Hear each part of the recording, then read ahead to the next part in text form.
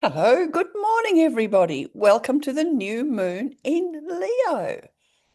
We had a new moon at 2 degrees this morning in Brisbane, so please adjust for your local time. It is a powerful new moon in Leo, a fire sign, and it connects with Uranus and Saturn in Aries, also a fire sign, and that's a harmonious trine. Since both planets are now retrograding, that's Uranus and Saturn, it's time to reflect on what new material is appearing for you, and perhaps the new ideas you have had that need clarification. There's a happy sextile with Uranus in Gemini, an air sign. And since Uranus is the higher octave of Mercury, is it time to go deeper into your consciousness to understand what is next for you? The new moon opposes Pluto in Aquarius, so there will be some movement or adjustments. An opposition or a square means we need to move some energy. Maybe it's a trigger point for something different. Pluto is the planet of transformation. So what in your life needs transforming? It may not be comfortable, but it is better for you to make a proactive choice than allow the universe to make it for you, don't you think? Mars is conjunct the South Node in Virgo. So it helps shift out stuff that you don't need anymore. I've been clearing out the four-drawer filing cabinet. Who still has one of those? Which sits in the garage. I don't know about you, but I no longer file pieces of paper. It's all filed on the computer. Notes relating to my early journey with both yoga and astrology just need to go in the bin.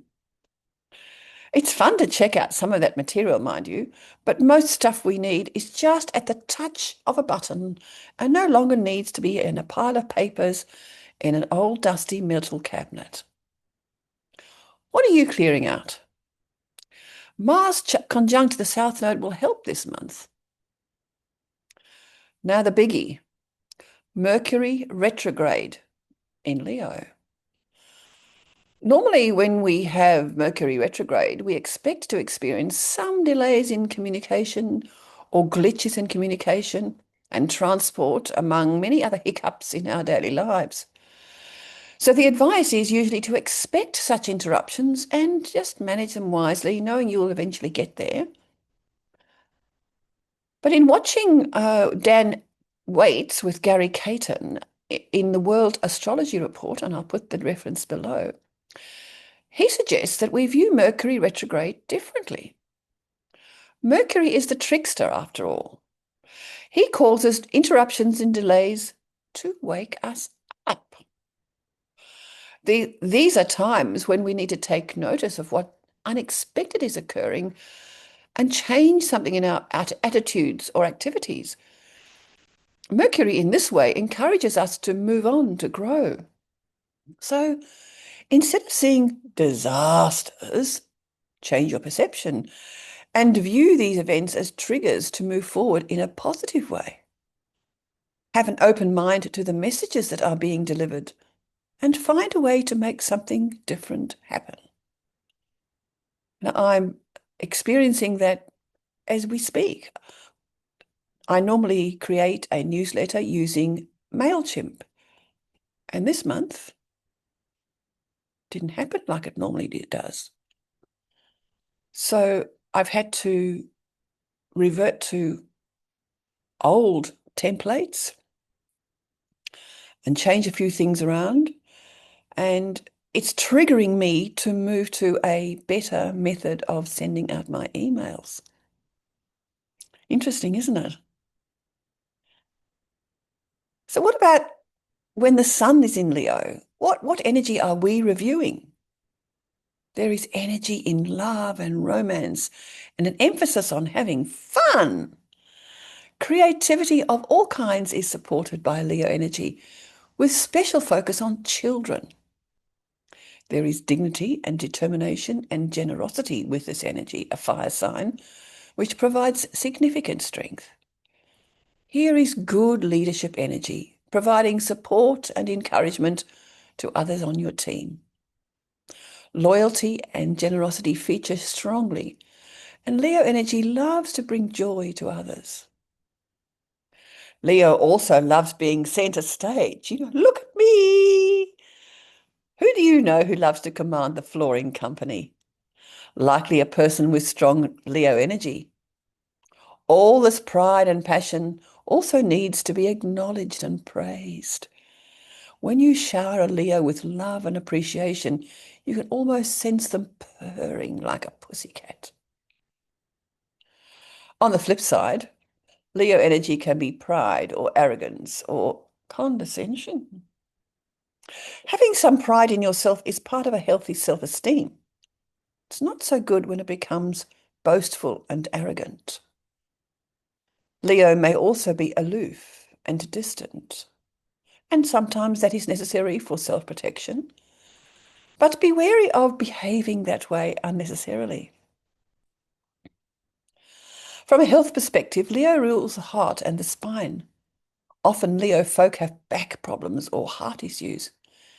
If this is you, understand that back problems often indicate that you do not feel supported by the universe or whatever energy you believe in. Do you need to adjust your attitude to your resources, whatever you perceive as a block to your sense of wholeness? Often, if we have been raised in an energy of lack, that is all we experience. Try using affirmations of abundance.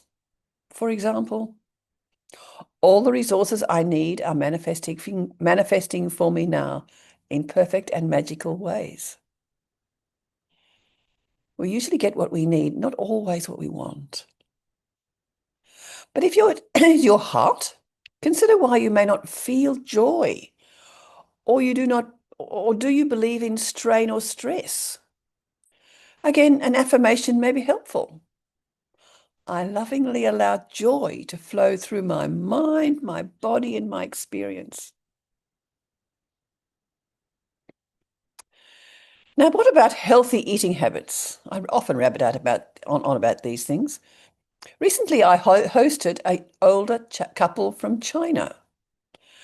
Now, while I provided their breakfast, they provided their other meals. It was interesting to observe what and when they ate. There are those who advocate fasting between major meals to give the body time to digest food, and there are many other strategies. This couple ate only 2 meals per day. They would eat a substantial healthy breakfast of fruit, oats, eggs, tomatoes, and toast with coffee or tea. Pardon me. Their next meal was lunch, and this was simple vegetables and usually noodles with some meat or fish and plenty of ginger and garlic. Drinks during the day seemed to be lemon-infused warm water. Both no longer young, but yet certainly not old, they seemed to me to be setting themselves up to live long and healthy lives. What strategy do you have for eating and remaining healthy? I've talked before about a wise women's retreat, and at the end of September, I am teaching yoga at such a retreat, especially tailored for the mature woman. It's located in a beautiful place in Springbrook.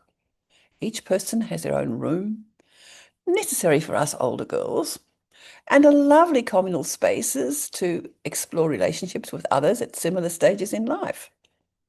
All meals and snacks are included in the investment of $880. So do check out Sundar Devi's posts on Facebook and sign up. Sacred Power of the Wise Woman. I'll put the reference in the notes.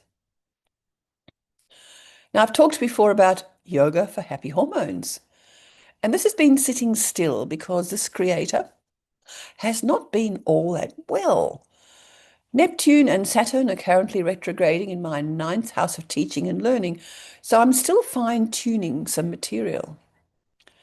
My intention for yoga for happy hormones is to provide specific yoga for hormonal health, as well as connections to resources to help each one manage their own health journey.